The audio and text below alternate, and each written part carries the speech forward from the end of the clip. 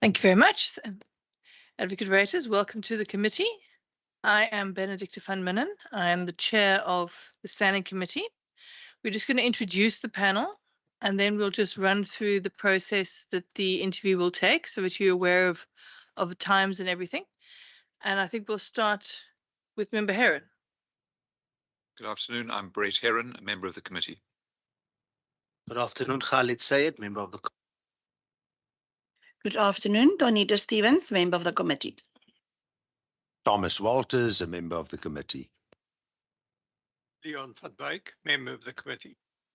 Good afternoon. My name is Wendy Kaiser-Philander, and I'm a member of this committee. So that is the committee. The way it will work is you can then introduce yourself and do the presentation that you've prepared. You get 10 minutes for that. So I'll ask you just to be mindful of time. Then there will be 45 minutes left. We have 10 questions that will get asked to you by members of the committee. And that's really it. And as you're aware of, this is being screened on YouTube because it is an open process, because it's a committee of parliament. So we do like to be transparent. So I'll hand over to you to introduce yourself and then get onto your presentation if you're ready. Thank you. Thank you. I prepared a document for all. I know that it is being seen over there, but I made special color copies in case there are some of you that would like to have a copy of it. So it is available to all of you. My name is Dionytus. I'm an advocate of the High Court of South Africa, and I'm also a member of the National Prosecuting Authority. I'm in a unit called the Sexual Offences and Community Affairs Unit, that is SOCA. And in the SOCA unit, we deal with children in all facets. I am one of the lead trainers nationally on child justice. I lead a team of 4 of us that nationally goes to all provinces where we then train our public prosecutors on child justice. I'm also involved in the Tutuzela care centers where I assist victims with matters pertaining to child justice, to child offenders, and with the victim getting extra psychosocial services. I monitored that for 10 years at the Wynberg Sexual Offences Court. That time I was called a case manager. Now they call them state advocates, but I was a case manager at the Wynberg Sexual Offences Court. I dealt with the first human trafficking matter, State versus Jazile. I was the lead prosecutor. Unfortunately, I couldn't prosecute the matter myself because of my obligations in child justice, having to travel all over South Africa and do the training. But State versus Jazile, I consulted with the victim in that specific case, made sure there's psychosocial services available for her, and led her to the process. I am the last 7 years of my life, I am involved in maintenance. They call me Mr. Papgeld. I deal with maintenance matters all over the Western Cape. There are 57 courts, and I manage the 57 courts in the Western Cape pertaining to maintenance, child maintenance, as well as spousal maintenance. Over the last 2 years, I've qualified myself as a mediator. And I am one of mediators in the Western Cape, and I'm part of the executive committee of the National Board of Family Mediators, NAPFAM, and I'm also involved in social justice, where I assist with mediation in conflict matters and all of those type of matters. I am in this specific case, interested in this position as the Western Cape Child Commissioner. I should have applied 5 years ago, but somehow I was too involved in other issues that I couldn't get involved. But this time I was way prepared, and I made sure that my colleagues and friends support me. And that was also in my presentation of all the others that will be assisting me. If I can just jump into my presentation, the first slide I have a QR code because I believe in moving with technology. So the people online will be able to scan that QR code and will be able to get a copy of my presentation on their phones immediately and be able to see it. That's what I also would like to carry over to the CGMs, the governing monitors, to teach them how we can use our skills in order to do it. For me as a person, I believe I need to be credible. I will make sure that the Office of the Western Cape Child Commissioner is credible. We need to have a holistic approach and make sure that all of their views are also being heard, and inclusivity, making sure that the disabled and those that are not be able to participate fully in child activities are also included in any of those type of activities. I am a top fan on the Facebook page of the Western Cape Child Commissioner.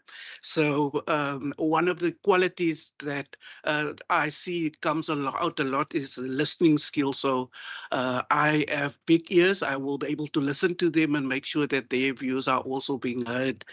And then the developmental approach is what I will also then be making sure that it is being administered and brought out. The next slide.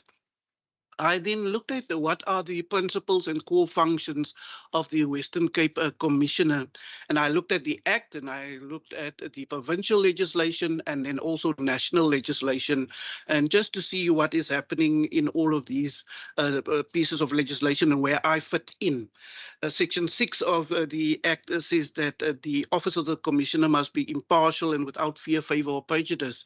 That's already part of the NPA's motto. We need to be able to prosecute without fear, favour or prejudice, and that's what I've been doing over the last 27 years that I've been a public prosecutor. And obviously also another quality that I have is to be a trained mediator, to be able to handle conflict and then be able to deal with it. I'd like to be able to use my skill that I acquired over the last 20 years in different fora that I know exist in the Department of Justice, in the Department of Social Development, and the NPA, and specifically the DOJ forums, the Child Justice forums, where I played a role, the human trafficking role in 821, as well as the National Freedom Network, and all of those I'm already part of it. So the transition from NPA into the Office of the Western Cape Child Commissioner will be an easy transition. And I made sure that I got the support of the Department of Justice National. Ms. Lakuba Wilderson is a good friend of mine. On a provincial level, the regional head for the Western Cape Department of Justice is Mr. Rodney Isaacs. I asked him I want to apply, and he's got his full blessings, and that we'll be able to work together. On a national scale, the bullying and teenage pregnancy is being dealt with by a person called Ms. Vuyo, Advocate Vuyo Kotelo. She's a good friend of mine, and she also is busy praying online for me as I'm speaking. Section 231, the international legislation. I have been training over the last 2 decades. Over 20 years, I've been training prosecutors in the international UNCRC, UN Convention on the Rights of the Child, as well as the Africa Charter. And I'm a big proponent of Article 13 and 14 of the Africa Charter, specifically looking at children voicing their opinion, and the voice of the child needs to be heard. And that is also in Article 13 and 14 of the UNCRC, as well as Article 7 of the Africa Charter. I'd like to work, and I've built up over the years a whole type of stakeholder engagement with different offices, including UCT, Lillian Arts, and all of them are friends of mine, and we've worked on different projects together. At UWC, I was involved with Dr. Julia Slot Nielsen, as well as all of the other role players in the Child Justice Alliance, and Skelton at the UN. I was involved with her in different projects where we addressed Parliament on different pieces of legislation. So I'm coming with 27 years of experience in working in the field of child justice and working with women or teenage children or children as victims of crime. I was involved in NICO, where I addressed magistrates and judges on the child justice legislation, as well as Parliament. I addressed on different issues. So all in all, I've got a whole 27 years of experience in all of that. Can we move to the next slide? So my key priority areas that I foresee, and I don't see it as my own, I think it should be in conjunction with the office that's already established. They know what happened over the last few years, so they will be able to guide me as far as my work is concerned. But what I've noticed in the newspapers over the last few weeks is that the outgoing commissioner mentioned that education should be a core focus. And I looked at what she specifically said on overcrowded classrooms, late registration of learners, and children with disabilities and special needs. So that will be some of my core focus that I will need to be able to work on. And I started to engage the Department of Education since I've been working with Dr. Oshana Kemp in the department on the training of the 94 social workers that is currently in the department. So I've been involved with Dr. Kemp in training of the Department of Education's social workers and some of their labor relations officers. Last year we did training, as well as the year before I was involved in that training. Bullying and teenage pregnancies will also need to be looked at, and that's some of the areas that I would like to concentrate on. Human trafficking, I am so happy to see Minister Lont mentioned about the safe house, and that we're going to be able to house 8 people, or 8 survivors. That is excellent for us to show the progressive way that we are moving in our specific legislation. And then the another area is increased visibility and knowledge of the Western Cape Child Commissioner. I see that there's a lot of work with Scotland, and we have gone to the UN. So we already have an international footprint. We need to make sure that the child in the Rust or the child in Tembaletu need to know about the office of the commissioner. And it shouldn't just be at a level where the metros know about it, but also the rural child. So my focus will then be on those specific issues. Next slide. The 16 qualities that the children then came up with in the Child Commissioner's Office, the CGMs, was a person need to be listening to them, need to have their ideas, and need to be able to, that they can speak to, need to be able to come down to their level.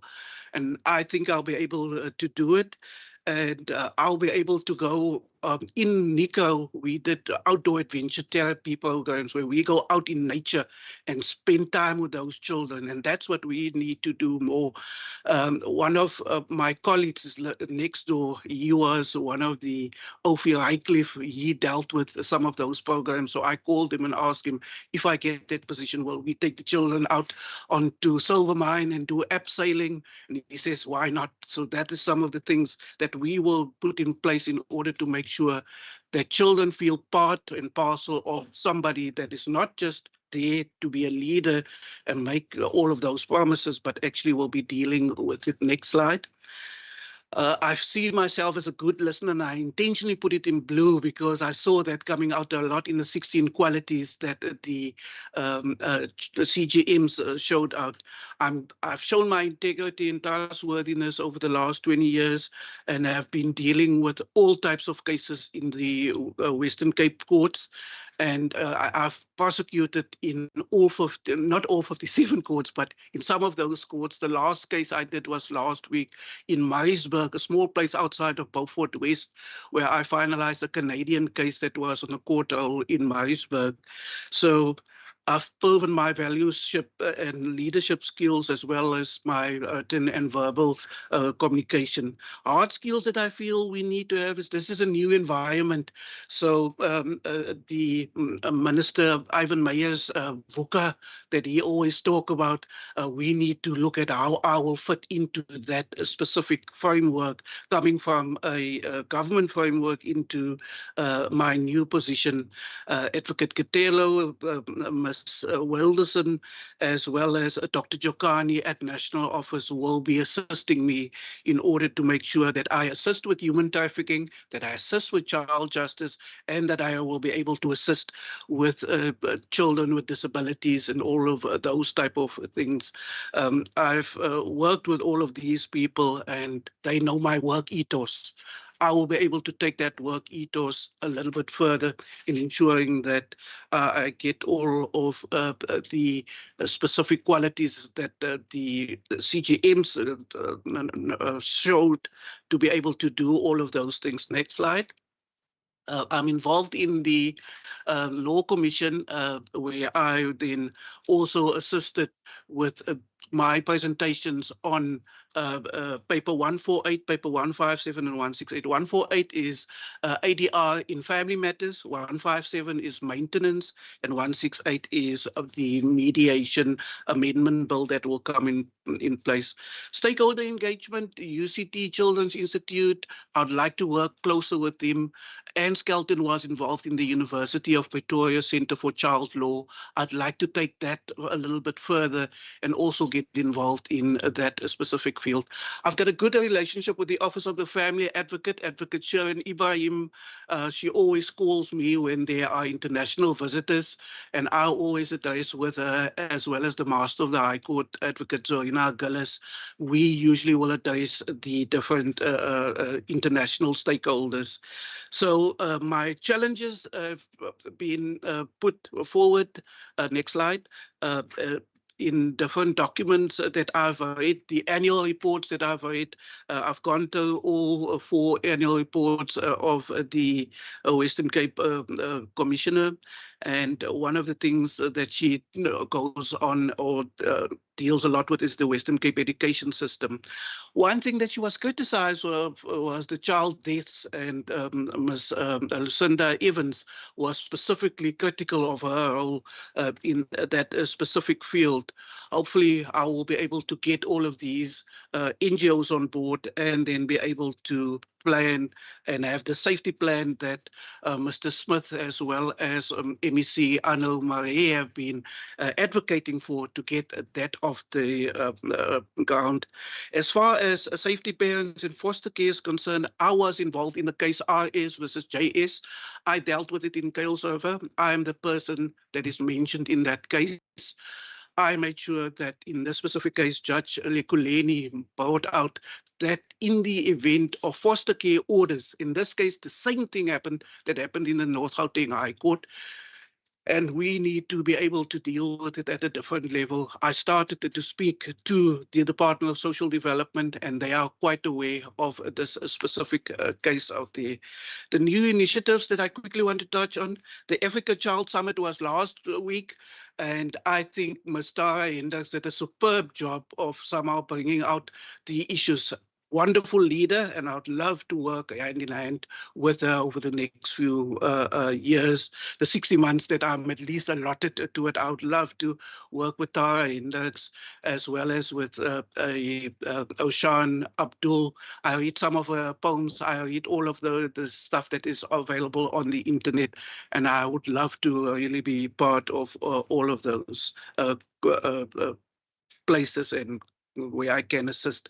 My wish list, I know there's limited funding. I'd like to get involved in donor funding applications. With my work in NICO, I worked with the Royal Netherlands Embassy. I compiled financial reports. I compiled all of those type of reports. And I'd like to see if I still have that touch to be able to get donor funding from other sources and be able to then show. I just would like to say to the child commissioners, the work will continue. We're not stopping here. the office will be open, and the work that was done by the previous commissioner will continue. On the last page, I have my experiences that I've mentioned. I've worked in NICO, Black Sash, and I've been part of the Child Justice Alliance. I'm part of the Help a Girl campaign for sanitary pads for young children with Abongile Kwaza, and this is who I am. Thank you. Thank you very much, Advocate Reuters. Right, we're going to now have 10 questions. So just be mindful of time. And our first question comes from Member Heron. Thank you.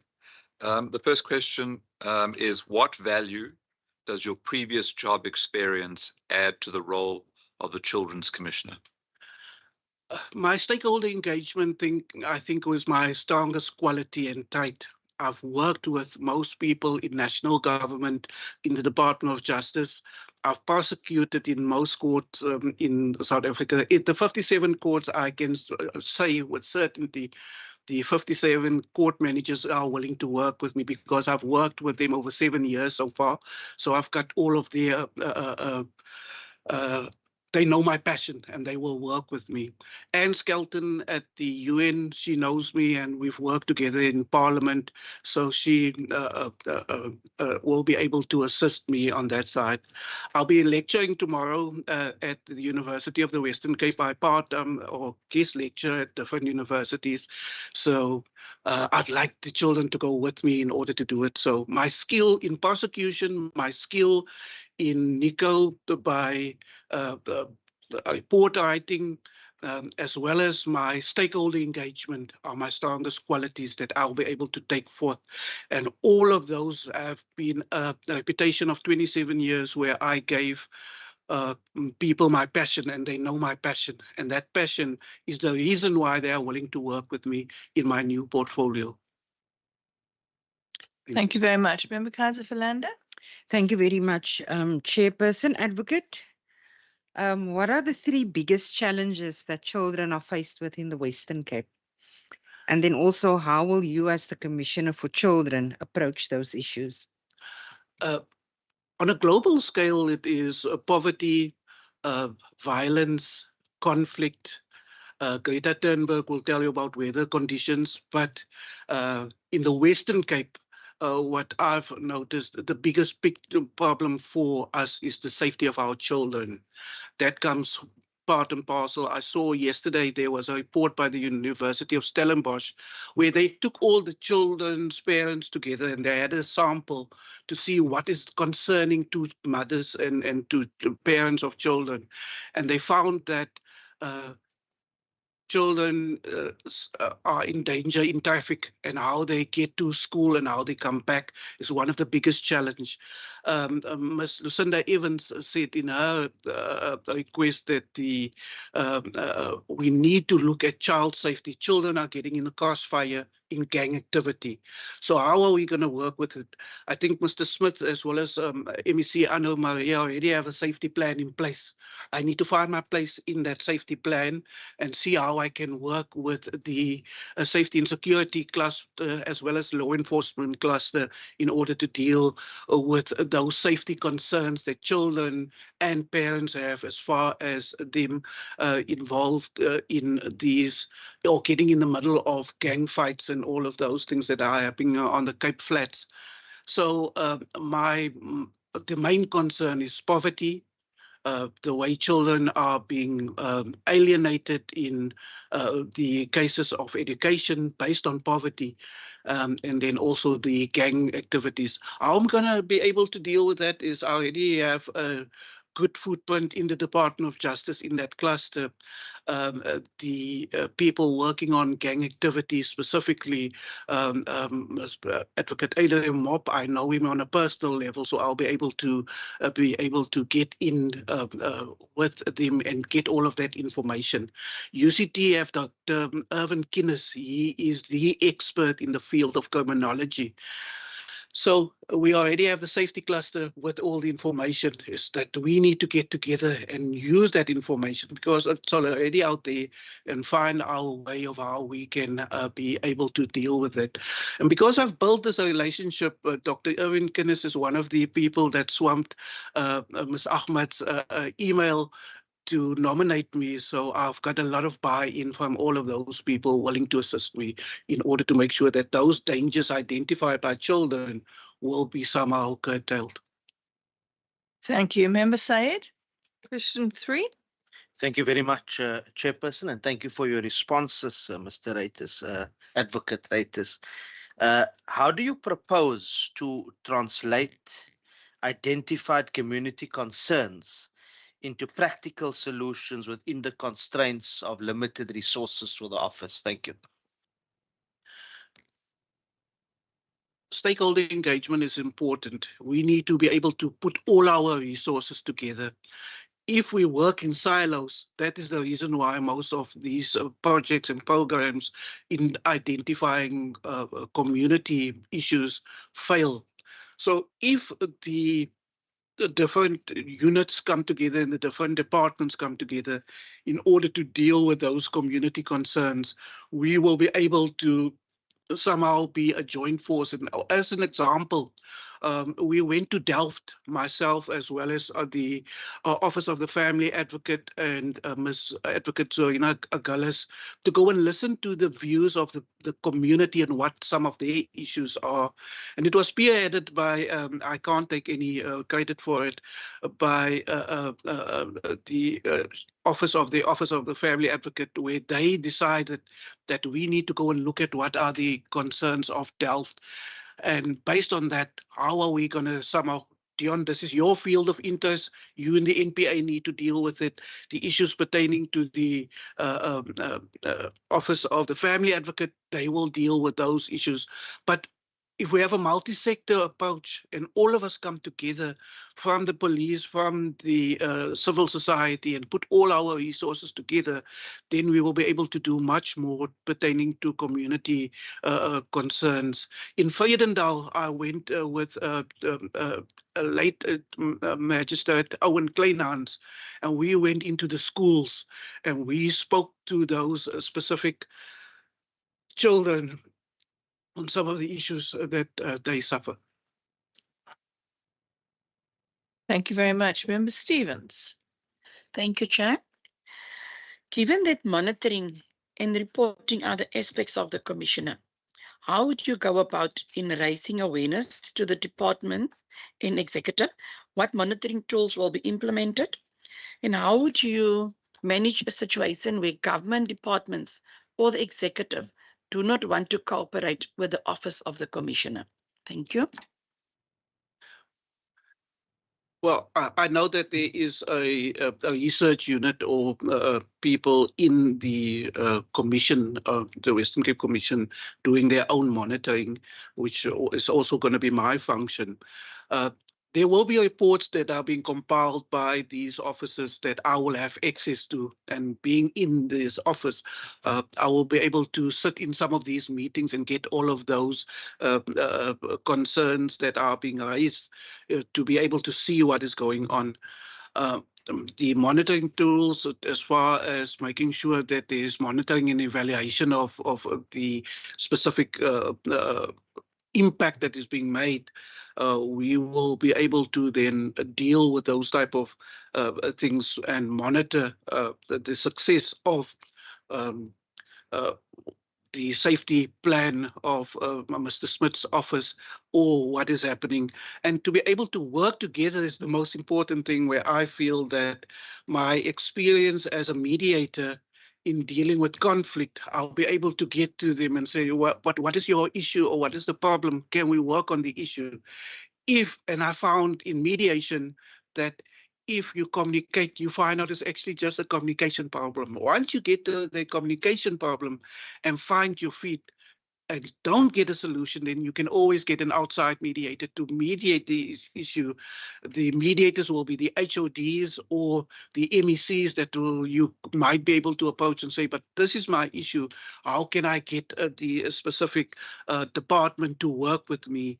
So I don't think there will be a lot of problems as far as working, because if we all have the same commonality goals and the same goals in order to achieve what we need to achieve, then there shouldn't be a problem, because there are state guidelines, rules and regulations that is out there, except that the Western Cape Act of 2019 do not have regulations. We need to work on those regulations, but there are principles and guidelines and tools that we already have in place. There's 5 years of work that's already in place. So it's just to continue in that work.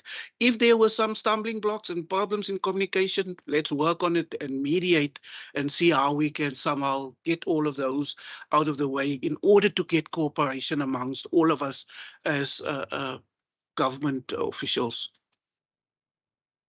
Thank you very much. Member van Wyk? Yes, Advocate Reuters. How would you ensure the Children's Act is implemented on the ground to benefit children? And if you could give any practical example. The Children's Act is quite large, but the one that quickly comes to mind that I'm dealing with or have been dealing with over the last month is a case that emanated from Wynberg Court. And in that specific case, what happened is it works with Section 10 of the Children's Act. Section 10 is child participation. There need to be child participation. And what happened in this specific case in Wynberg is a father was summoned for maintenance. 8 days after he got the summons for maintenance, he went to the Children's Court and applied for Section 28 terminations of his rights and responsibilities. The Section 28 termination was done by a magistrate, and after that, he took that specific court order in terms of Section 28 and brought it to the maintenance court and says, but I can't be held liable for maintenance anymore because my Section 28 rights and responsibilities were cancelled. Therefore, I cannot now, in this specific case, be held liable for maintenance. Luckily, Judge Gordon Turner, Judge Dieter, brought out a beautiful judgment, and in the judgment they referred specifically to the work of the Office of the Family Advocate, where the Office of the Family Advocate got 2 social workers that I know very well involved, and these social workers went to the child and asked the child, what did you want to say to your daddy? And in the thing he said, Daddy, I don't know you that well, but I want to have a relationship with you. So based on that, the magistrate that dealt with the case in Wynberg, Magistrate Horn, she brought out this beautiful judgment in which she said, but there's a Section 28 constitutional right of this child to have that bond with his father and to have that. A statute in Section 28 cannot override a constitutional decision, never. And because the constitutional rights of a child in terms of Section 28 is more supreme than a statutory provision, the magistrate in the Children's Court failed this child not to have his voice heard. 13 years old, want to see his father. Father cancelled the termination of his rights. Judge Gordon Turner and Judge Dieter said in this specific case, that decision of the Children's Court is overturned. The child have a right to have a relationship with his father. I spread it amongst all the 57 courts, all my colleagues, and I also sent it to the Department of Social Development, where the Department of Social Development's people, different HODs, thanked me for making this known to them.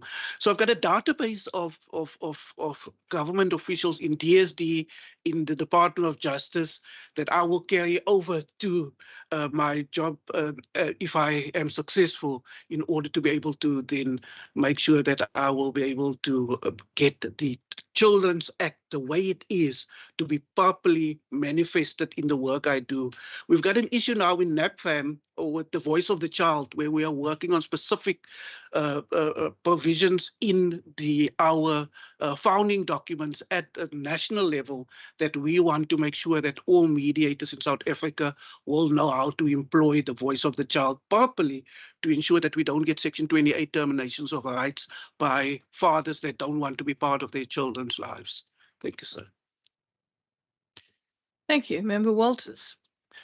How would you defend the integrity of the Children's Commissioner, and how would you protect the functional independence of the Commissioner? The sanctity of an office is important. So for me, my first guiding framework is what is my role and what is my abilities within the Act, and what Section 78 says. Section 78.2 is clear what my function is to the Department of Education, to the Department of Social Development, to Culture Affairs and Sport, and to all of those specific functionaries. So I need to be able to stand on any public platform and be able to say, this is the view of the Office of the Family of the Children's Commissioner, and this is what our mandate is, and this is how we will carry out that mandate. If there are any challenges, and it is not within the prescripts of the legislation, then obviously I will defend my office. In my presentation, I mentioned that I fight to be an amicus curiae. Amicus curiae is a friend of the court. I want to be a friend of the court in cases where the rights of children are not being upheld. And I will be able to do it, and I've done it before. And in the RS versus JS case, I showed what I can do. If you work in the prescripts of the law, there is a way that you will be able to assist a child. You just need to fine-tune it and find that way, and do it in a beautiful way. I spoke to the magistrate in RS versus JS, and I told him, sir, your decision was wrong. I'm going to take you an appeal based on this. This is where we differ, and this is what we will be doing as far as this specific matter is concerned. So wherever the rights of a child is being in any way not honored, then I'll need to be able to, with integrity, take that specific role on and tell that person in an open meeting that this is where you're wrong, but this is how we can solve this. If you do not agree with me, then let's take it to another source of authority, being the courts of law. And the courts of law will be able to then say which side we need to take it. Thank you, sir. Thank you very much. Member Heron. Thank you. The next question has got two parts, and it relates to the way in which the Office of the Children's Commissioner currently operates. So the first part is, as Commissioner for Children, how do you view the Child Monitor program? If you were to change it, how would you involve government monitors and children's sectors? The second part of the question is, how will you ensure that initiatives like the Child Government Monitors incorporate children's voices and their perspectives are integrated into your work and decision-making processes on a municipal or government level? Did you get all that? Yes, I got it. I love what Ms. Nomdu have been doing over the last few years. I think in the 5 years, which is not actually 5 years, it's actually 3 years that she managed to get this done, because 2 years was COVID and all of that and setting up structures. So she did a wonderful job. But the government monitors, child government monitors, is beautiful people. I've seen the reports. I've seen what they've done in the different municipal districts. There are reports on the Pito districts and all of those that have been compiled by the commissioner. And it's beautiful, the work that these leaders are doing. And I'd like these leaders to be part of the commission beyond the 18 years that they are there. And as soon as the 18 years is over, then we need to be able to support them in one way or the other, getting them to university or getting them to somehow develop whatever else they need to develop beyond that age. Shan Abdul is one example. I loved what you wrote in the Green Urban about the voice of the child not being heard on Optieberg in the Worcester area and what is happening over there. So if we get those type of leaders' voices to be heard more clear and audible and support them, that they will be the peer mediators and peer facilitators of the next generation. And within a period of the next 10 years, then they can be sitting in this chair if I take the 2 terms, if I get 2 terms, and then be able to apply for the position as the next commissioner in the unit. But I think there's a wonderful wealth of already experience.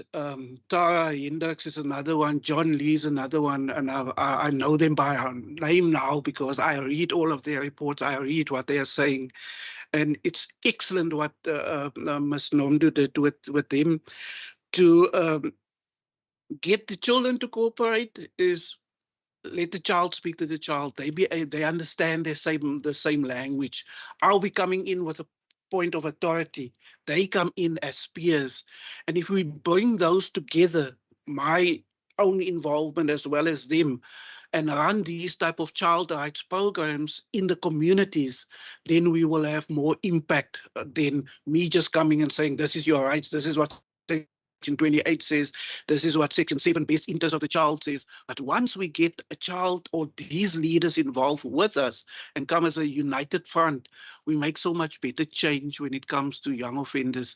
I've been involved in Nico, where I was part of some of these programs, and I sat in as a facilitator and participated with children in journeys in life skills programs. And I've seen how children's perspectives can change once you involve them and listen to them. And once they see, oh, but this one actually shows interest in me, that's when you start seeing a change in children. And all of them have so much resilience, they can take whatever comes their way. And I think I'll be able to do it. But I think as far as the CGMs is concerned, it's a beautiful initiative. I'd like to continue it. I'd like Ms. Nomdu to be involved in it in one way or another in order to make sure that we have that stability in order to take it to the next level. But she did an excellent, excellent job with the CGMs. Thank you. Question number 8 is Member Kaiser Philan. Thank you very much, Chair. Advocate, given the high levels of child trafficking in the Western Cape, how would you propose that the Office of the Commissioner for Children would address this issue? Child trafficking is also being dealt with by my unit, and they work with 821. 821 is the leading NGO involved in child trafficking. Kathy Modo, I know on a personal level. I've worked with her in programs. The Freedom Network, I know the people involved in the Freedom Network. The Tutuzela care centers are involved in trafficking, especially if it's trafficking involving sexual misdemeanors.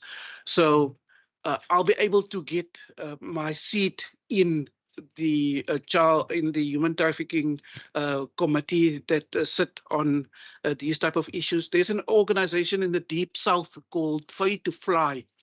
Free to Fly is quite involved in the field. I know some of the people. I've sat in some of their meetings. My wife and I attended some of their meetings in the Deep South, where they are involved in human trafficking. So there's a beautiful camaraderie amongst the human trafficking stakeholders out there. And I feel that I'll be able to fit in because they already know me. Of concern is, as I said, I was in Maritzburg last week. I drove through Laingsburg and I've seen what is happening as far as children is concerned and how children are being abused and what is happening as far as the tax is concerned. And there needs to be better. I know there's cameras over there, and I know there are some infrastructure that have been developed in Laingsburg and those areas.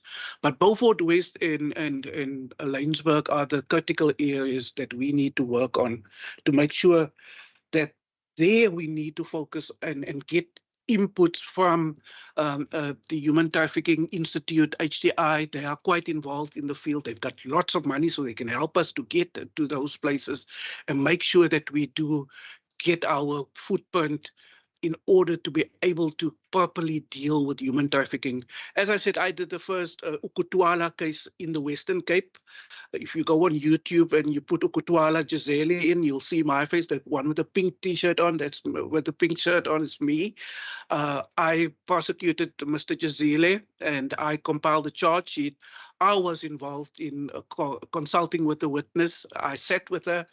When she testified, I was there. I sat next to the prosecutor that dealt with the case. When she wanted to go for breaks to the toilet, I walked with her to the toilet. I didn't go into the toilet with her. I walked and I stood outside the toilet and made sure that she is safe because she trusted me. So as far as human trafficking is concerned, 821 is involved in the field, NPA is involved in the field, child justice, Mr. Rodney Isaacs, Ms. Bekwa, and Ms. Ashika Singh. They are the Department of Justice representatives on those bodies.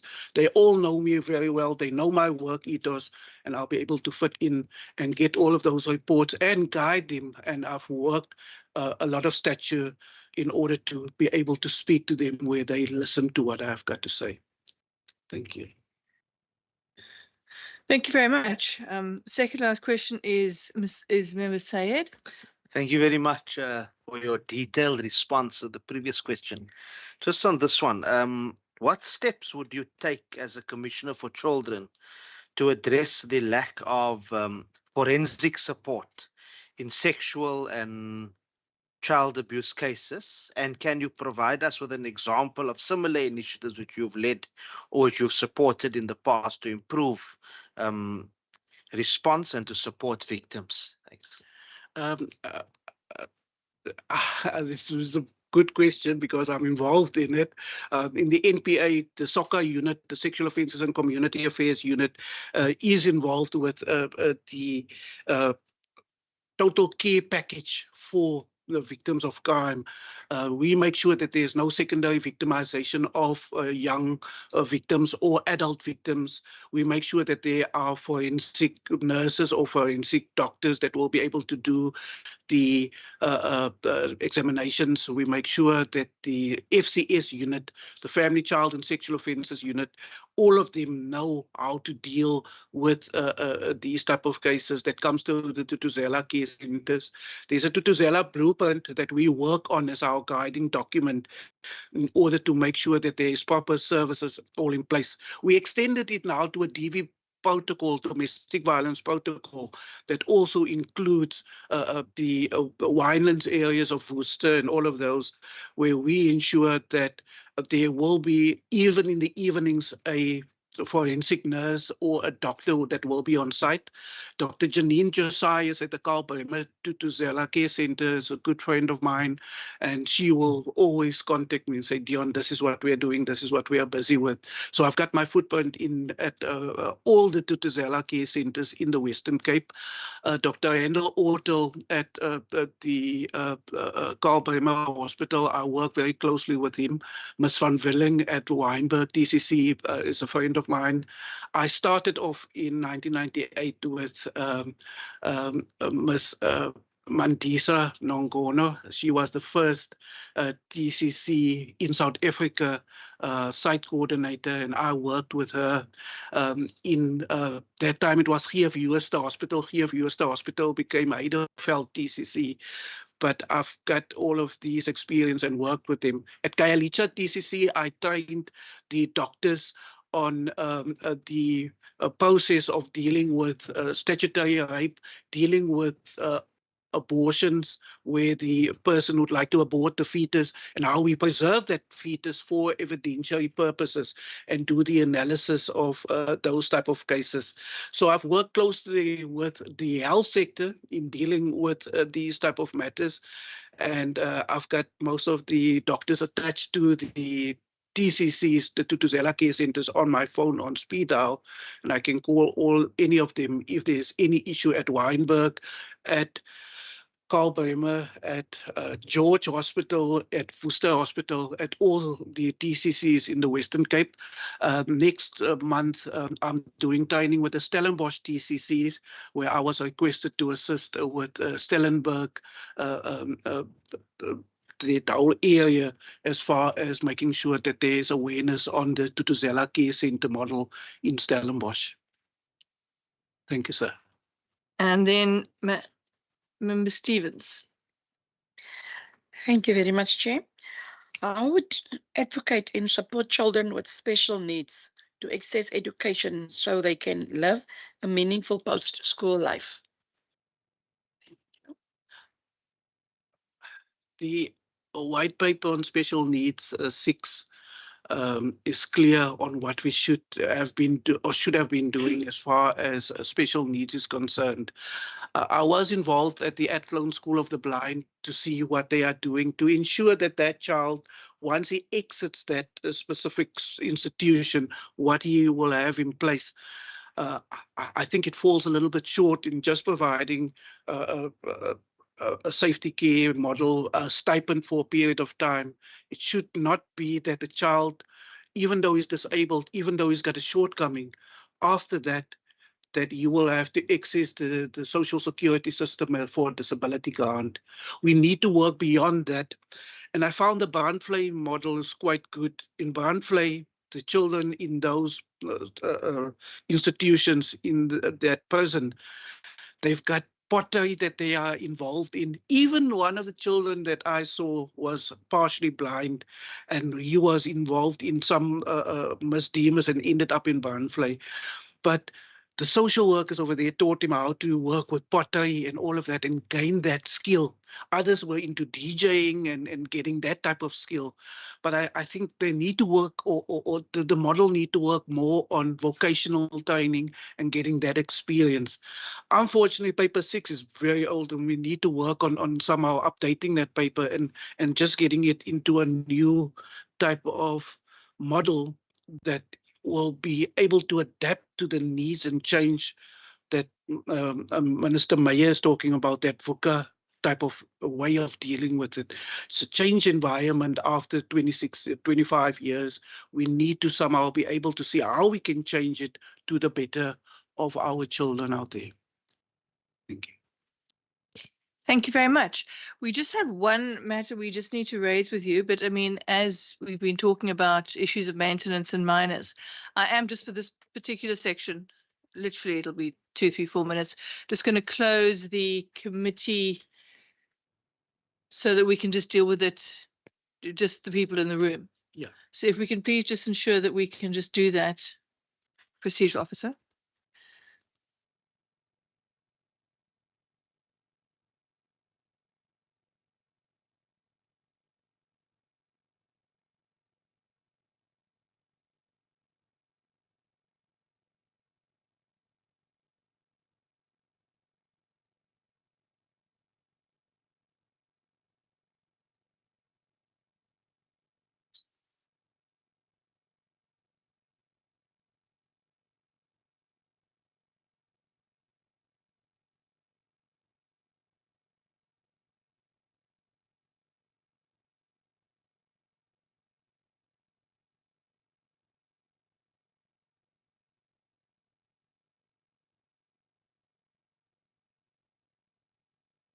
Great. Just one thing, as you know, the names were advertised in the papers. Yeah. We did receive one objection. I just want to draw your attention to so that you can just respond to it. Yes. Have we got a copy of it? Possibly. I can just read it. It does contain names, and that's why I thought best not to. Yeah. This is someone writing to express her objection to the nomination of Mr. Dion Reuters, based on my experience with Mr. Reuters during a maintenance matter some years ago. I believe his conduct and handling of the situation raised significant concerns regarding his professional ethics and values, particularly in relation to his bias and potential disregard for fair legal process. In 2018, personally delivered a subpoena to my husband, Kurt Warner, without introducing himself in his official capacity. This raised questions about the procedural correctness of his actions, particularly since he failed to show the standard protocol of utilizing a maintenance officer for such matters. Proceeded to issue an affidavit supporting the applicant without providing my husband with the full documentation necessary for him to respond to the claims. This was all done prior to any court statutory processes. His actions seemed premature, and the tone of his communication suggested clear bias, which is concerning for anyone in his position. He blatantly threatened my husband. Moreover, Mr. Reuters pursued the garnishment of my husband's salary without proper evidence that he had ever defaulted on his maintenance obligations. This aggressive approach, despite my husband's consistent payment history, reflects a troubling pattern of unbalanced and unfair treatment, particularly towards a man fulfilling his parental responsibilities. His influence in the matter led to continued unfair treatment by the court presiding over the matter.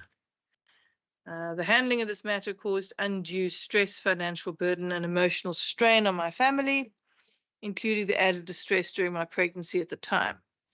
This experience left us with serious concerns about Mr. Reuters' ability to uphold fairness, impartiality, and integrity in his personal conduct, values that are essential for anyone in a leadership role, particularly when overseeing the welfare of children. I strongly believe that the values displayed by Mr. Reuters during this case are not in alignment with the standards expected from someone holding the position of Commissioner for Children. His actions in this instance were far from those of a neutral and just professional, and I feel it's important to bring this to light before such an important role is entrusted to him. And then just finishes off, and it's from someone called Candace Lynn Warner. So in terms of the act, I do need to bring this to your attention, just obviously for you to respond to that. I know this case very well. It's 7 years ago. But what happened is the Randburg court was struggling to get hold of. Up until now, I've never met the lady involved in this case. I do not know her. I was tasked by a colleague of mine that knew that I have the maintenance portfolio. If I can assist the Randburg court to get the respondent to get to Randburg court, because they've been struggling to get hold of him. They served summonses on his house while he was at work. He works at the SASSA office in Stein Street. So I went to the SASSA office, and I have an identification card always with me. I showed my identification card. Luckily, there were audio video cameras in SASSA in Stein Street. They will be able to verify and confirm that I showed my card to him, and I asked him, is there a venue where we can speak in private? Then I went and I spoke to him, and I told him what is necessary, and that he needs to appear in the court in Randburg. And I gave him my details, and I told him, Mr. Warner, I can help you. Just tell me how I can help you to ensure that you will be able to get to a Randburg court and go and testify. He called me afterwards, and he emailed me afterwards. I've got all the emails still that I can prove. I sent all of that to our ethics committee. The ethics committee had a look of it at it.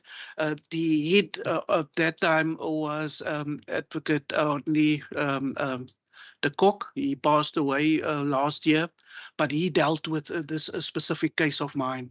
And I played open cards. I showed them what I did. I had to write memos on my involvement. I can show you, I can give you copies of my memo that I submitted to them.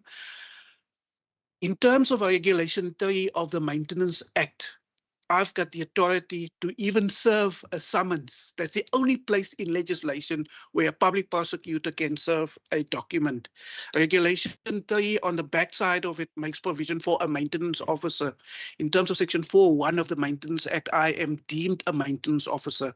I explained all of this to the Ethics Committee, that I had the authority to do it because the Randburg court sent 4 or 5 summonses, and every time the person didn't get to court. The lady involved in it is a friend of a colleague of mine in the building, and she asked, isn't there somebody that can help her because she's suffering because she's not getting any maintenance from this individual, Ms. Warner's husband. And he didn't want to come to court, so I took the initiative, and I lead by example. I asked the maintenance officer in Cape Town, her name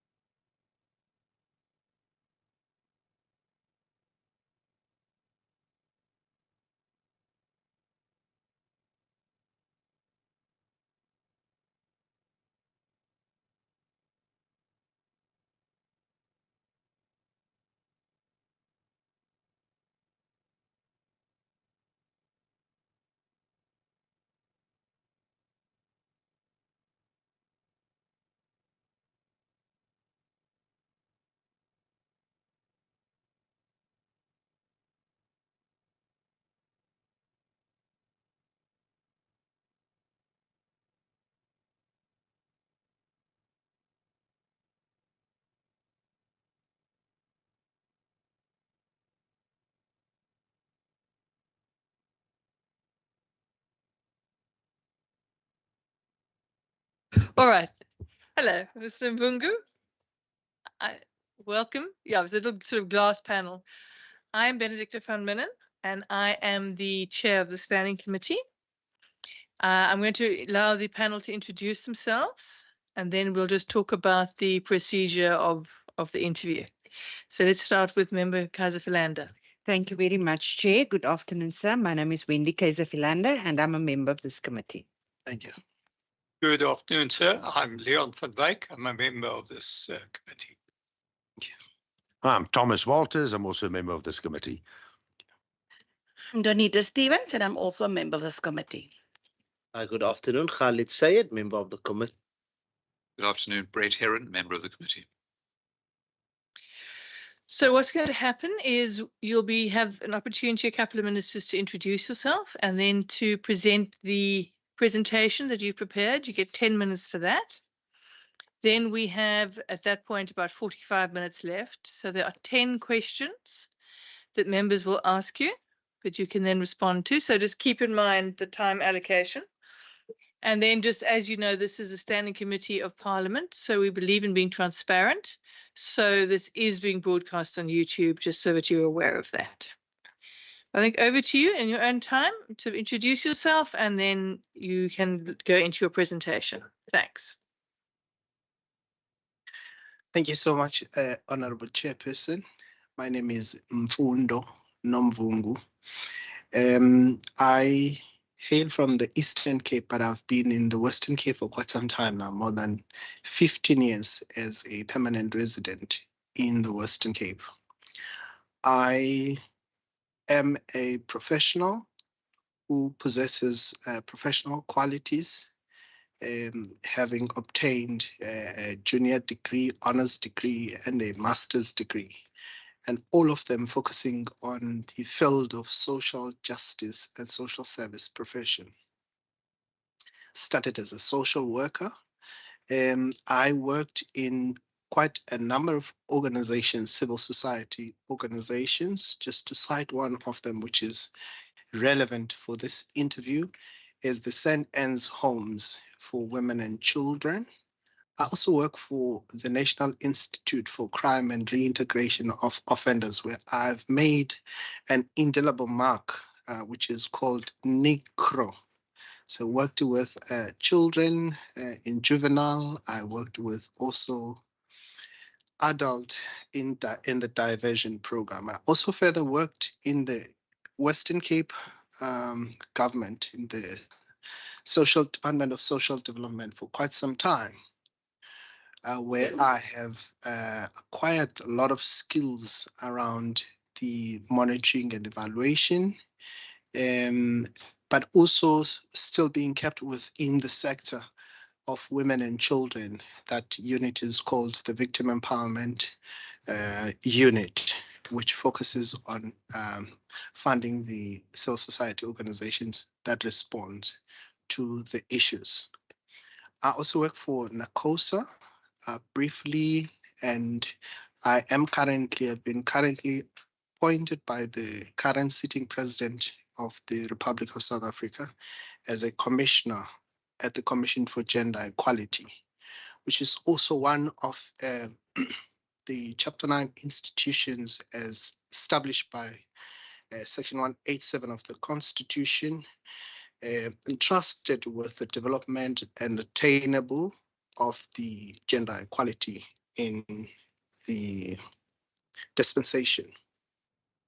So that's where I am at now for just about more than 6 months, responsible for the Western Cape, trying to familiarize myself with the work of the Commission in the province, but also being not new with the issues that are emanating from the province. And that's briefly about myself. So I'm going to rush through to my interview in the next 10 minutes. So I've been informed that I was nominated and subsequently invited to this interview to be interviewed for this position, the Western Cape Commissioner for Children. This is one of the unique entities so to speak, or a constitutional body within the Western Cape, established in terms of chapter of section 78 of the Western Cape Constitution, but also it finds its expression within the Constitution of the Republic of South Africa. Section 28 deals extensively with the issues of children. And I've highlighted quite few of these that the Western Cape has decided, the Western Cape Constitution decided to focus on, which is around health services, education, the so former called welfare services, which is now social development, the recreation and amenities, and also sports, which is nationally called Department of Sports and Culture, Sports and Recreational.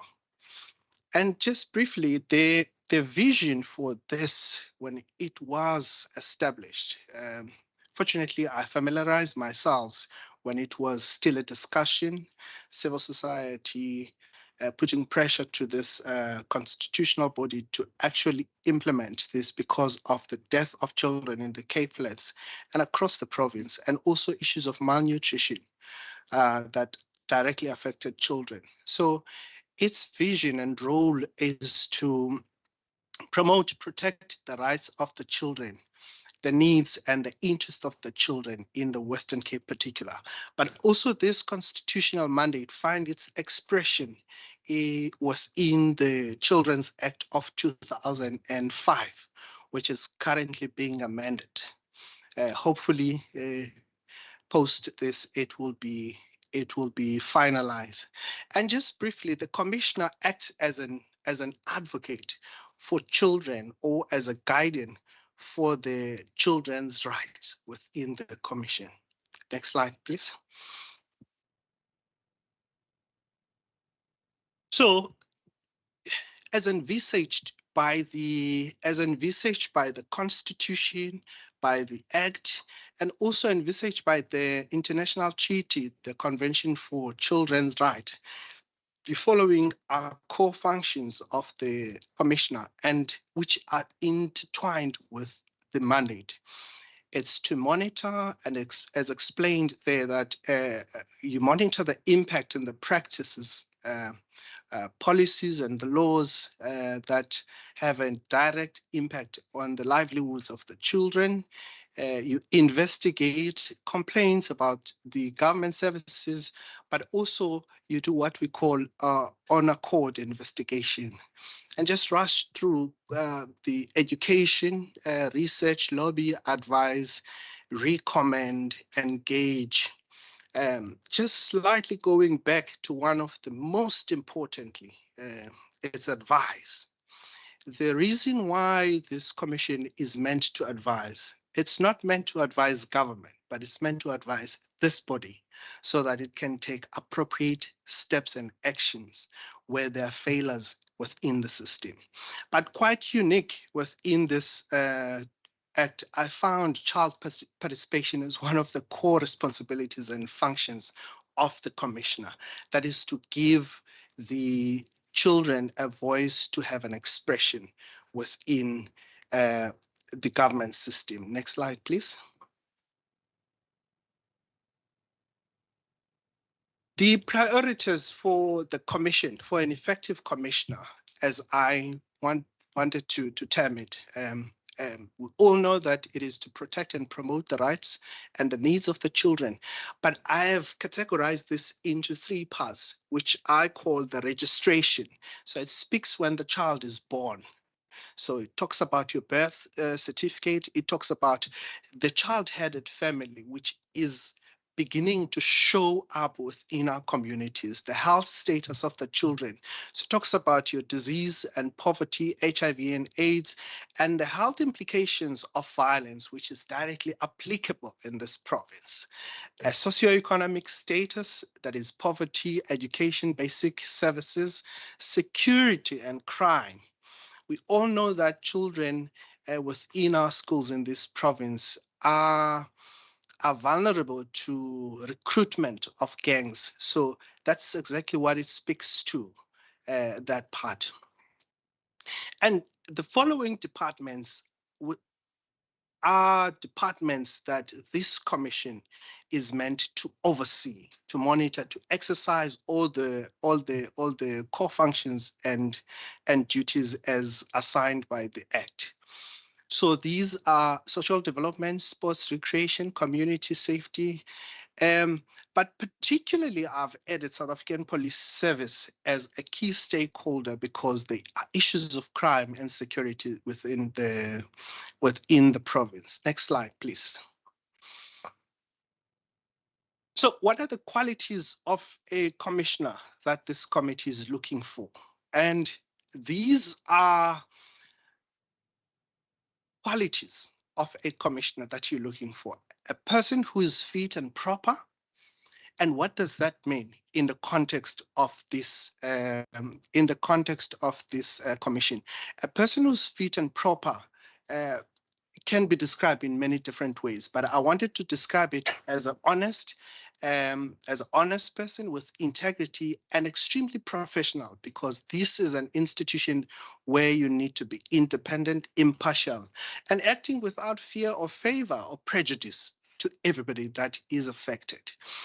But also you can get this person from an academia, from a public policy sector, human rights, with an applicable knowledge and experience on matters of children. Next slide, please.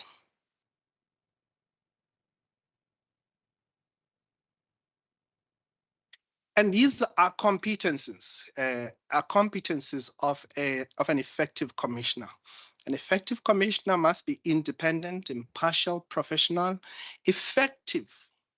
And I think we hardly speak about an effective person or efficient person, a qualified and a skilled person, as I've labored my point before.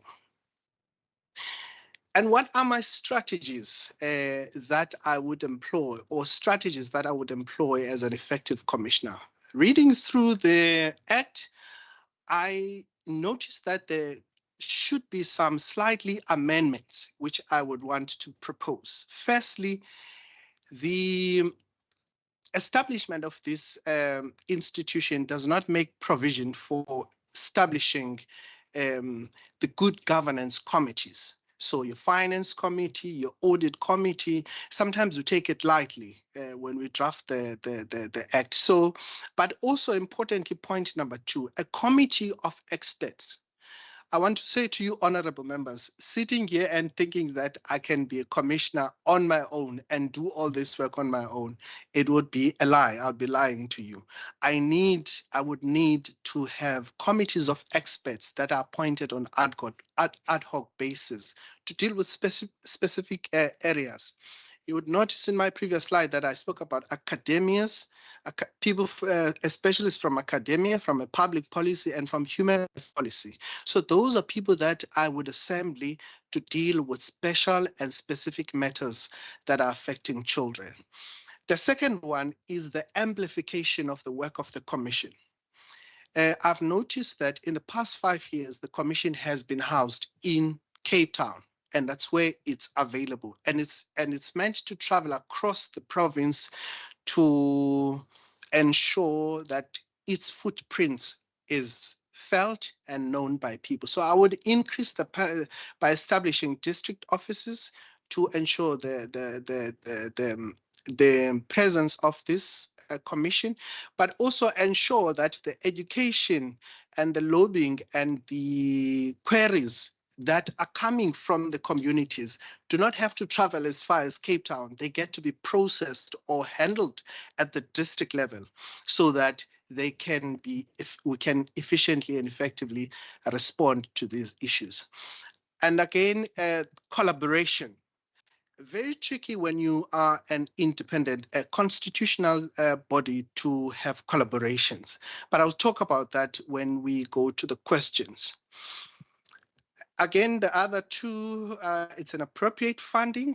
I've noticed also that one of the challenges is actually funding, but the Act itself provides an opportunity, which is Section 17 of the Act. It provides for donations for a commissioner to go out, look for people that will be able to fund the work with similar interest that will fund the work of the commission.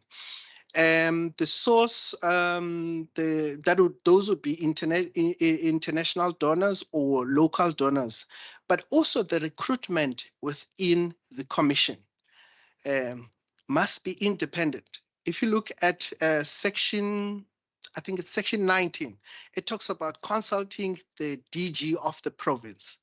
It shouldn't be a DG that is consulted. It should be the premier that is consulted, because then if we allow the administrative heads to interfere in the independence of the institution, we are risking about the impartiality of this institution. And also, the last one, we'll look at the current organizational structure. Sometimes we have a much bloated organizational structure that does not really respond to the needs of the people. So what would be an efficient and effective organogram that would speak to the effective and efficiency of this institution? And just also acknowledging that much of the work has been done by the incumbent, and this is to accelerate and to amplify the work that has been done throughout. Next slide, please. And in terms of stakeholder engagement, but I said I'll talk about this when we get to the questions. This is the model that I would follow in terms of engaging with stakeholders so as to guard the independence and impartiality of this institution. Thank you so much. I think that was the last slide. Thank you very much. And then we can commence with the questions with Member Heron. Thank you. The first question is, what value does your previous job experience add to the role of the Children's Commissioner?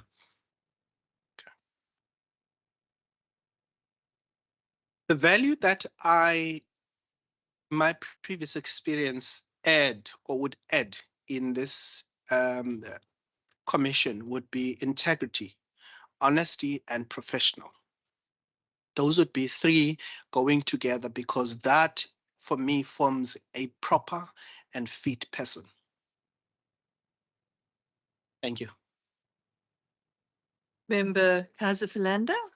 Thank you very much. Chairperson, Mr. Mfundo, according to you, what are the three biggest challenges that children are faced with in the Western Cape? And how will you, as the Commissioner for Children, approach those issues? Thank you. Well, thank you so much, Member. Chairperson, the three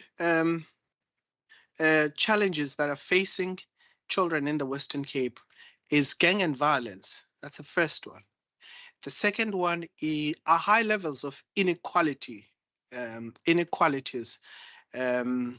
poverty, which results to poverty. The last one would be education, the quality education. And how I would go addressing about these issues is to commission or look at the baseline studies that have already been done. And remember, Honorable Member, the commission itself is not meant to render services. It cannot render services, but it needs to look at who are the duty bearers within the system. Who is supposed to do what? If children are dying, who is failing? If children are not getting quality education, then which department is failing?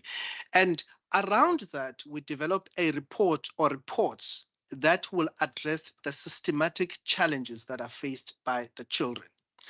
And one of the challenges is the binding nature of the recommendations, not only of this commission, but of maybe other national, that's your CGE, your public protector, and other institutions.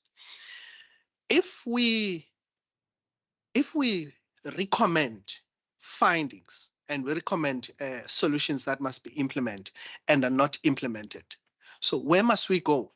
And if the nature of these institutions that are independent, impartial, and must act without fear and prejudice, where must we go? So the court systems, if anything fails, should assist us to enforce these. And of course, we rely on the jurisprudence of the court if they find this institution as an institution that can enforce such recommendations. Thank you, Honourable Member. Thank you very much. Member Sayed? Thank you very much, Chairperson, and thank you for your responses thus far. Then, how do you propose to translate? How do you propose to translate the identified community concerns into practical solutions within the constraints of limited resources? Thank you so much, Honourable Member. Chairperson, I think I spoke about assessing the organogram of the institution, but I am already aware, having done a research, that there is limited human resource in the commission as we stand. And I think as honourable members sitting here, we need to decide whether we want to solve social issues or not. And it's as simple as that for me. And if we do want to solve social issues, we have to invest, because we're dealing with the future problems that may emanate from that. And I get that there is no money to do that, but we have to find money to do it. And Section 17 of this Act also allow the civil society and the private sector to come to part and put resources into this. But we need to guard independency and impartiality of this institution. So some of these can be solved through proper resourcing. And I think the Act says that.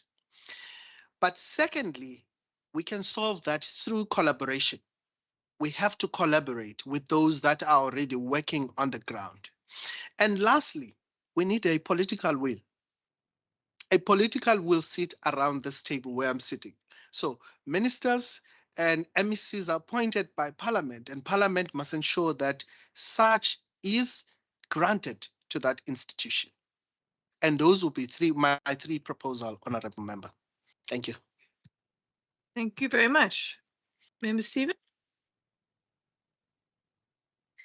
Given that monitoring and reporting are the aspects of the Commissioner, how would you go about in raising awareness to the departments in executive? What monitoring tools will be implemented? How would you manage a situation where government departments or the executive do not want to cooperate with the Office of the Commissioner? Thank you. Do you mind just repeating slowly? I got the awareness. I'll read the whole. Okay. Given that monitoring and reporting are the aspects of the Commissioner, how would you go about in raising awareness to the departments and the executive? What monitoring tools will be implemented? How would you manage a situation where government departments or the executive do not want to cooperate with the Office of the Commissioner? Thank you. Thank you so much, Honourable Member. Chairperson, I think one of the elements of this commissioner is to educate, and I think education cuts across. It should not just be to children, but to those who also must assist this institution to fulfill its mandate, which is the executive and Parliament. So educational workshops and also presentation seminars on what we are doing and the programs that are before us will be very critical. And it's something that I would really, really consider, because when we come here, you need to be assured of our skilled people that we have employed and the quality of reports that we will produce and present here, so that we assist you on an advisory basis to perform your oversight. So workshops, trainings, and all of those things, so that you are more aware of the commission. Monitoring tools. The monitoring tools that we would use to monitor whether it's government or any entity that is meant to be monitored by this institution, we can do performance monitoring, which is based on what they are responding to, whether they are responding to the issues or not. And another one is unannounced monitoring.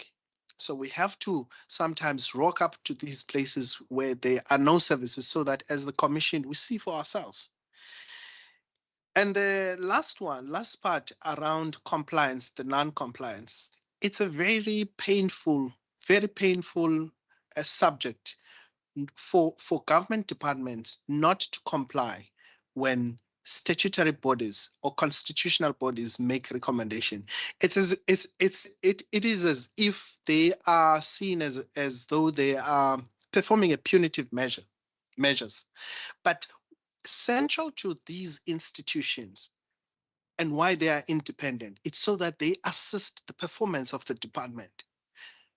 They assist the committee to perform its oversight, because we would have researched properly, we would have performed the educational part, and then we hand the reports to you so that you hold those who are supposed to comply.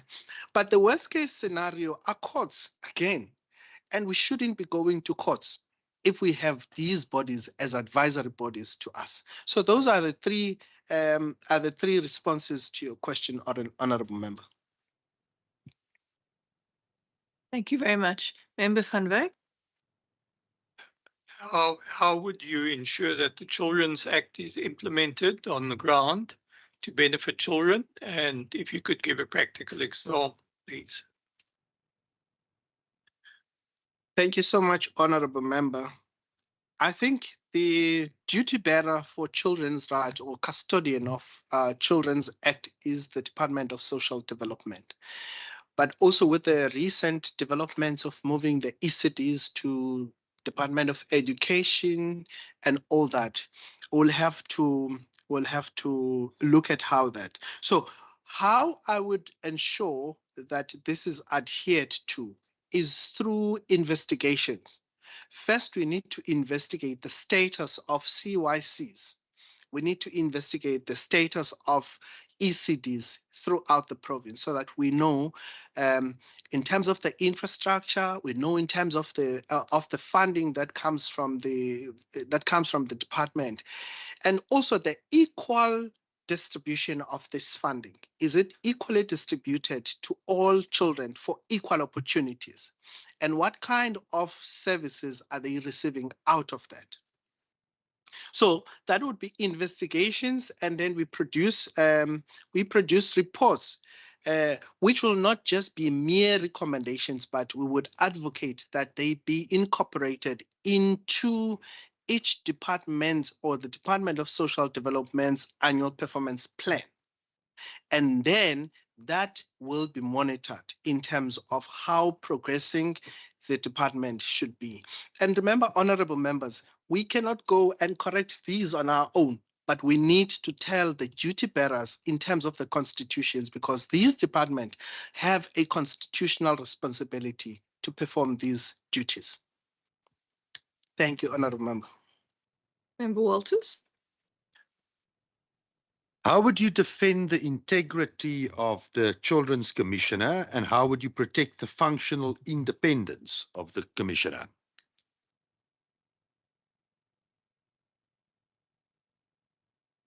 Thank you, honorable member. I think the independence of this institution must not just be viewed in terms of its work, but it also must be seen of its geographic location. I'll make an example, practical example. This institution cannot be housed in any department, in any department's building. It cannot be housed in the legislature. So the view of the public, once that happens, then its independence is completely compromised. So defending it would be first to relocate it to an independent office, because that's where independence starts. Secondly, defending its independence is when any state organ wants to interfere. It can only be the provincial parliament where it accounts, because independence is not absolute. It is subjected to the law. So this commission must come and account here on the work that it has done, but it cannot be instructed. It cannot be told by any other department on what it needs to do or what it has not done, but it can be told by this committee. So that's the first one. And the functionality of this, the functionality independent of this commissioner is around issues of collaboration. I know we want to do stakeholder engagement, we want to interface and all that, but we cannot risk the independence. For example, by having the memorandum of understanding with Department of Social Development, how are we going to hold them accountable? You can't hold a friend accountable, but you can hold a stakeholder that is on genuine basis without any compromises of independence. And this is how you do it. You collaborate on ad hoc basis based on what is a need or has been a finding on that department, so that the functionality of this department is not compromised. And sometimes in the public eye, taking a picture with the MEC for social development or taking a picture with another one may be seen as that, but it is not. So the functionality, the operations, and earlier I spoke about the consultation with the DG. It can't be the DG that is consulted, but it must be the premier. Same apply as any other constitutional body nationally. It is in consultation with the president, and appointments lies in the office of the president, and so should it be in the province. Thank you, Honorable Member. Thank you very much. And we have Member Heron. Thank you. The next question has got two parts, and it relates to the current operating model that the current commission has implemented. So the first part of the question is, as Commissioner for Children, how do you view the Child Monitor program?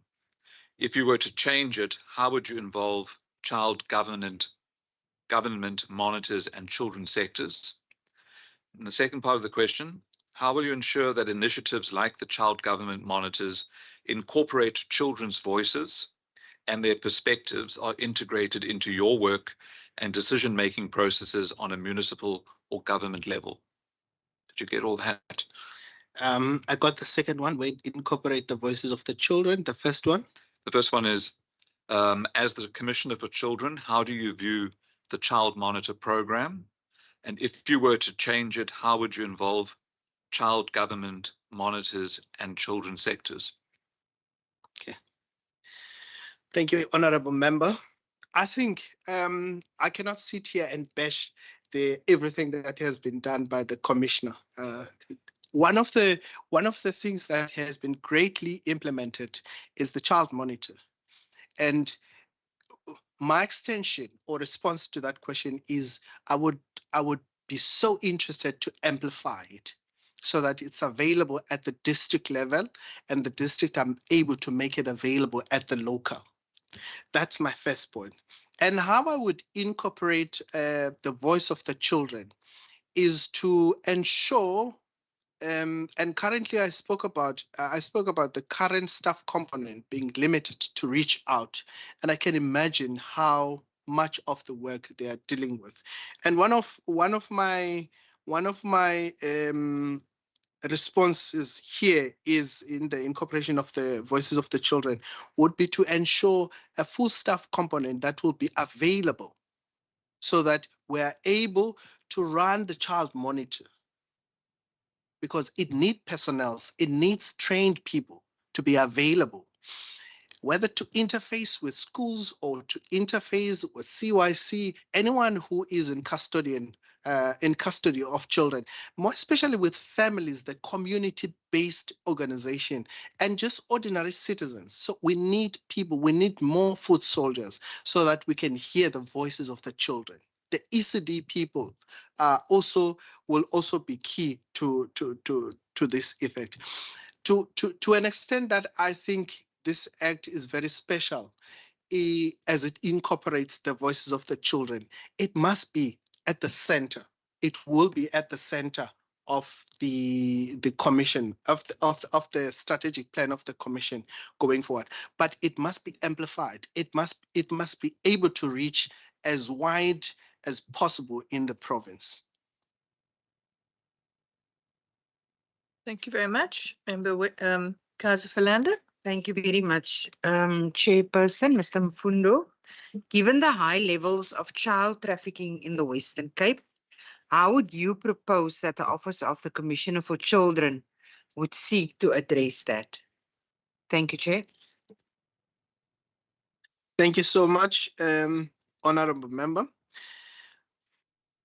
I think, Honorable Member, what we need to know is that the duty bearers want social development to offer psychosocial services, but also we must try and prevent child trafficking. And the case of the West Coast is a very unfortunate case where it was too late perhaps to see that the child is not in the area. So we need a very sophisticated intelligence or police services, so to speak. So again, we can't do this alone. We need the local authorities, we need the municipalities, so that, because this is where people reside. So we need the municipalities to be able to adapt in the industrial revolution, so that our police are able to detect when there are people who are operating unduly and doing traffic within our communities. But sometimes we know that it's family members, it's people that really are within the system, in the SAPS and any intelligence sector. That must be dealt with decisively. So we need a proper policing around this. But where it has happened, we need the duty bearers to come in and perform their duties, such as social development and Department of Health. Thank you very much. Member Sayed. Thank you very much, Chair. Could I get a sense as to what steps would you take as Commissioner for Children to address the lack of forensic support in sexual and child abuse cases? And can you provide an example of similar initiatives that you've led or supported in the past to improve response and support for victims? Thank you. Thank you so much, Honorable Member. The steps, firstly, let me say, throughout the country, there are 3 laboratories that are dealing with the specimens, the National Health Laboratories in Cape Town, in Pretoria, and I think another one in Durban. And it's not just only a crisis for this province. So this province is receiving forensic tools from, it must deal with this from other provinces. So it creates a backlog. Now, the steps I would take is that the National Prosecuting Authority has a unit called SOCA, Sexual Offences Cases, where it needs to ensure that the Tutuzela centers where these specimens are taken are procedurally reserved and properly tested where they need to be taken. But we found, just Honorable Member, to digress a little bit, we found in one of the investigation at the CGE that this is actually a crisis throughout the country. That's why we never got to see the results when people have submitted their specimens, because there's a huge backlog. But who's failing in the system? Is it NPA? Is it social development? Is it Department of Health? Definitely NPA has to account to these. So I would hold accountability sessions in the province. But of course, I know that this is a national competency, National Prosecuting Authority, but they have designated officials within the province. There must be accountability sessions where they come and tell us why they cannot prosecute these cases. Is it because they are failing or somebody else is failing within that model? So accountability measures work, but also they result in recommendations that sometimes are not taken serious. So you have to use Section 15 of this Act, and I think that one talks about the subpoena and enforcing some of the recommendations that you have found, calling people to come and explain, because I think to an extent there are officials or departments that actually do not want to account. These are lives of the people. We're talking about lives of the children that cannot speak for themselves. So evidence must be preserved and protected at all cost. Thank you so much, Honorable Member. I hope I've tried to. Thank you very much. Thank you. And then our last question from Member Stephen. Thank you, Chair.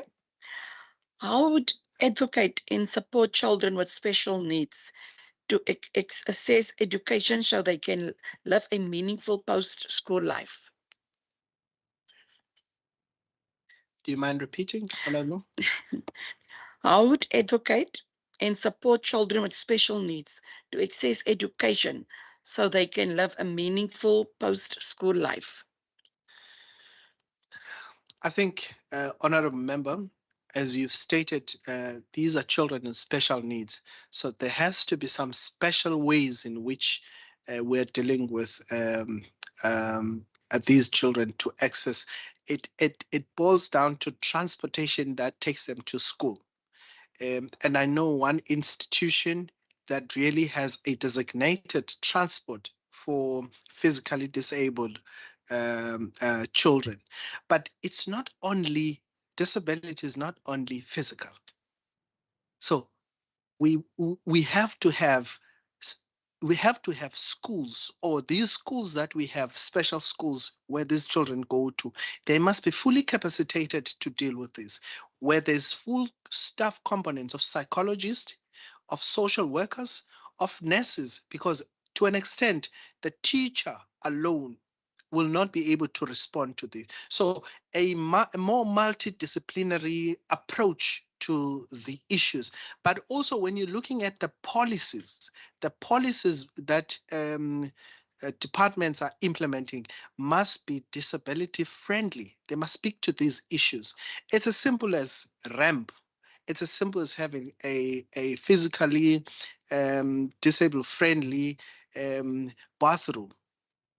It's really as simple as that. And then it's as simple as understanding that other children really have ADHD and they need time to absorb information, but a teacher alone, again, cannot do that on its own. So we need to have a full component, staff component within these facilities that will be able to respond to the needs of the children with disabilities, and also just maybe also just forging relations, ensuring that we forge relations with higher learning education institutions so that they can be able to cater them as they progress to that level.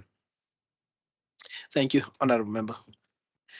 Right, that's the end of the questions. Thank you very much. Now, as you know, the names were advertised in the newspaper. However, there have been no objections raised against your names. We don't have to raise anything there. So at this point, really, I want to thank you for coming today to the interview, for your presentation, for answering the questions. And then in terms of going forward, we will be concluding the interviews tomorrow, and then the committee will deliberate. So certainly in the next couple of weeks, you will get informed as to the outcomes of the interviews. Thank you so much, Honourable Chairperson and Honourable Members. I am indebted to all of you for inviting me to this interview. Thank you so much. See you again. Thank you very much.